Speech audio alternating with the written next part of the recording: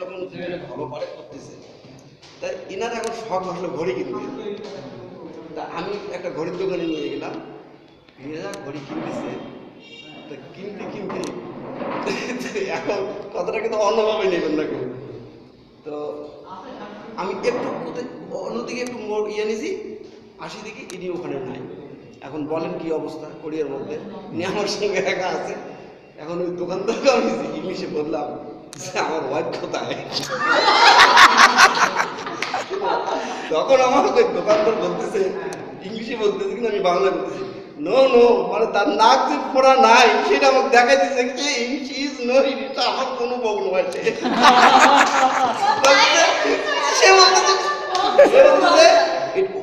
উনি আপনার বান্ধবী, নট ওয়াইফ, কারণ ওনার নাক ফোড়া নাই। নাক আসলে ফোড়া নাই। ধন্যবাদ ধন্যবাদ, খুব হাসালেন মিলন ভাই। হ্যাঁ।